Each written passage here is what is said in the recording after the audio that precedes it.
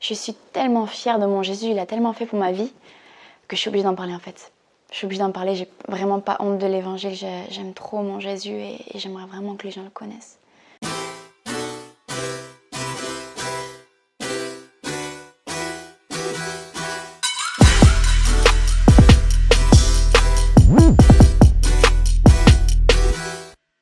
Alors moi je m'appelle Amaya, j'habite à Paris. Dans la vie j'aime Dieu, j'aime Jésus, j'aime aussi les animaux, j'aime les gens. Et ce que je fais tous les jours c'est que je vais évangéliser, parler de l'amour de Jésus dans les rues et dans les métros. Tout simplement parce que c'est marqué dans la parole de Dieu. Jésus a dit, premièrement, quand il a parlé à Pierre, « Viens, je ferai de toi des pêcheurs d'hommes ». Et la dernière phrase qu'il a dit, « Allez parcourir le monde entier et parler de l'évangile ». Voilà, annoncer cette bonne nouvelle, parce que c'est une bonne nouvelle. Et le but, en fait, d'aller évangéliser, c'est de sauver les âmes. C'est pas de faire des adeptes, de chercher à faire la promotion d'une religion.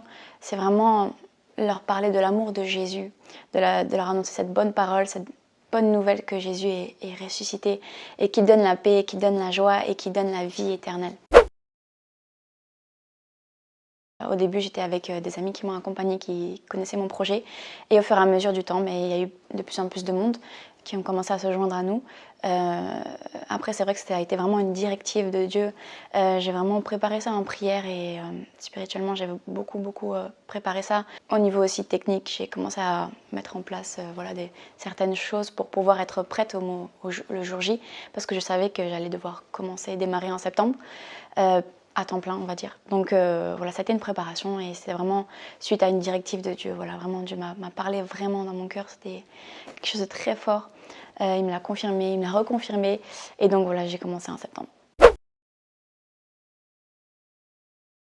J'imagine que non. J'imagine que non, après je ne suis pas vraiment allée vérifier. Les gens appellent ça, je pense, du prosélytisme, mais moi j'ai envie de dire, voilà, la droite c'est prosélytisme, la gauche c'est du prosélytisme. Défendre un droit ou un autre, c'est du prosélytisme. Donc si je devrais vraiment me soumettre à la loi complètement, à ce moment-là, je ferais rien. Je ferais rien, je n'irais pas annoncer l'évangile. Mais c'est comme, j'ai envie de dire, comme Pierre et les gens qui étaient entourés des chefs du peuple. On leur a interdit d'annoncer l'évangile, sauf qu'ils ont dit, est-ce que je prendrais le risque de désobéir à Dieu en vous obéissant ? Ben non en fait, et moi c'est la même chose, je ne prendrai jamais le risque de me soumettre à l'autorité de ce pays qui est laïque et pas me soumettre d'abord à Dieu qui me dit va annoncer l'évangile. Parce que je pense que c'est un bon moyen de communication.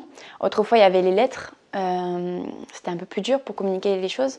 Là on a la chance d'avoir les réseaux sociaux, donc je pense que c'est un territoire à conquérir et via Instagram la communication se propage. Donc surtout chez les jeunes et nous c'est ce qu'on veut, c'est influencer notre génération. Donc voilà, je suis aussi sur Facebook.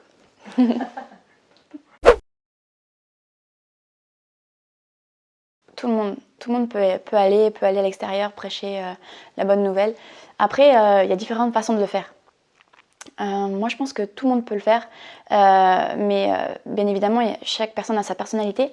Moi par exemple je serais à l'aise en prêchant l'évangile, d'autres vont être juste là et de leur présence ça va impacter, ça va influencer, ça va interpeller des personnes.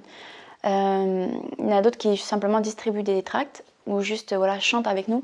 Tout le monde est appelé à aller dehors, à aller évangéliser, surtout quand on est en groupe, on est plusieurs. Après si vous êtes seul, vous n'êtes pas obligé de copier cette manière-là, où vous avez votre propre caractère, ce que vous avez reçu de Dieu. N'importe qui peut le faire vraiment à sa manière, parce que c'est vraiment le Saint-Esprit qui nous inspire. Et c'est lui en fait qui agit, c'est pas nous. Je pense qu'on n'a pas reçu un esprit de timidité comme dit la Bible. Et si aujourd'hui on l'a, c'est pas grave parce que c'est pas une fatalité. C'est ça qui est bien avec le Saint-Esprit, c'est qu'il nous change et qu'il nous donne de l'assurance. Et nous on doit parler avec assurance, on doit connaître notre identité en Christ. Et en tant qu'enfant de Dieu, il faut savoir que voilà, on a le Saint-Esprit en nous. Et en fait, tout ce que l'on n'a pas, on peut le demander. Si quelqu'un est timide, c'est pas une fatalité, il peut devenir quelqu'un de plein d'assurance. Par exemple, quand vous voyez le pasteur, l'évangéliste gospel, il a dit à un moment donné dans son témoignage, il était timide. Et aujourd'hui, il parcourt le monde entier et il va prêcher la bonne nouvelle. Parce qu'il a demandé à Dieu cette assurance.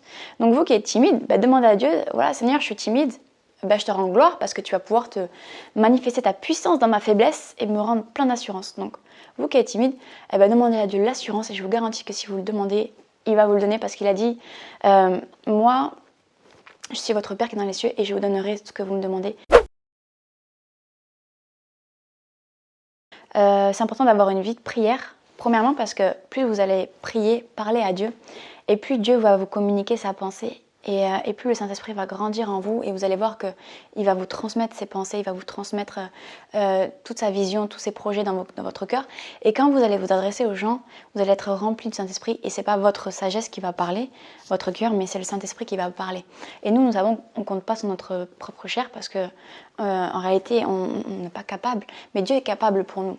Mais pour que Dieu soit capable pour nous, à travers nous, il faut qu'on ait cette relation de prière. C'est indispensable pour aller évangéliser. Et ça, c'est cette première chose. Donc, en fait, Dieu va nous parler, pour nous adresser aux gens, il va nous donner son cœur, il va nous donner ses yeux pour les voir. Il va nous donner des paroles de connaissance aussi. Il va vraiment parler à travers nous. Et du coup, on va éviter certaines choses qui viendront de la chair, qui vont peut-être blesser les gens, etc. Et deuxième chose, il faut vraiment se préparer aussi pour anéantir, briser les attaques de l'ennemi. Parce qu'il faut savoir qu'on est ambassadeur du Christ et que là, on va carrément... on n'est pas à l'église, là. On est vraiment dans la vallée de l'ombre de la mort, si je puis dire, entouré de plein de gens qui ne sont pas forcément animés des bonnes choses.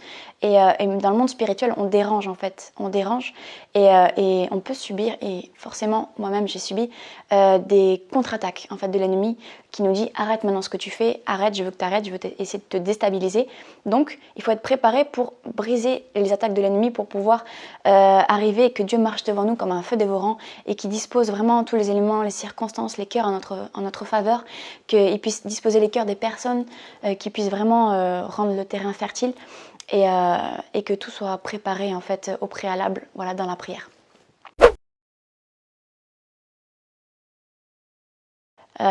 J'étais en train de prier, j'étais en jeûne à ce moment-là, avant justement de me lancer. Et à un moment donné, le Saint-Esprit est descendu sur moi. Et là, c'est comme si Dieu me montrait en fait son amour pour les âmes. Il m'a montré un petit pourcentage, j'imagine. Parce que c'était trop fort en fait, et j'ai commencé à être dans une détresse totale en comprenant l'enjeu spirituel, en comprenant, en réalisant que toutes les âmes, chaque seconde, il y a une âme qui va en enfer dans ce monde. Et là, j'ai pas arrêté de pleurer. J'avais mon cœur, il avait une douleur atroce. J'avais même pas respiré tellement que j'ai pleuré pour les âmes qui allaient en enfer, en fait. Et c'est comme si Dieu me montrait, voilà ce que je ressens. Voilà ce que je ressens. Voilà une infime partie de ce que je ressens. En fait, il faut savoir que Dieu, son fardeau, c'est les âmes. Souvent dans les métros, on chante ce chant qui dit « Combien Dieu est grand, chantons-le combien Dieu est grand, tous verront combien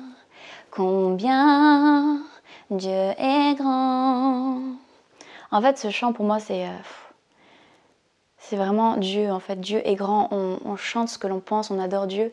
Et je veux que tout le monde, tous verront combien Dieu est grand. J'allais pour aller évangéliser, mais ma carte n'allait pas passer pour recharger mon pass Navigo. Et j'avais 70 € en liquide ce jour-là. Il me manquait 5 €. Et vraiment, je regardais mon porte-monnaie, il n'y avait que des billets, il n'y avait pas de pièces. Et là, je dis comment je vais faire parce que j'étais en retard pour aller évangéliser, c'est moi qui ai organisé et tout. Et je ferme mon porte-monnaie et je dis comment je vais faire. Et là, le Saint-Esprit me dit regarde dans ton porte-monnaie. Et je rouvre mon porte-monnaie et là, je vois plein de pièces. En plus, qui n'étaient pas là au début. Et je vous assure que ça, pour moi, c'était... Oh, j'étais impressionnée, je dis non, mais ils n'étaient pas là ces pièces-là, il n'y avait plus rien, il y avait 5 centimes en pièces, il n'y avait que des billets. Et en fait, il y avait plus de 6 € en pièces de 2 €. Et là, j'ai pu recharger mon pass Navigo et aller à l'évangélisation. Ça, pour moi, c'était une expérience surnaturelle. Mon verset favori, c'est Romains 1, 16. Car je n'ai point honte de l'évangile, C'est une puissance de Dieu pour le salut de quiconque croit. Pour moi, ce verset, je me l'approprie parce que ça me représente. Ça me représente vraiment, j'ai vraiment pas honte de l'évangile. Je suis tellement fière de mon Jésus, il a tellement fait pour ma vie que je suis obligée d'en parler en fait. Je suis obligée d'en parler, j'ai vraiment pas honte de l'évangile. J'aime trop mon Jésus et j'aimerais vraiment que les gens le connaissent comme je le connais.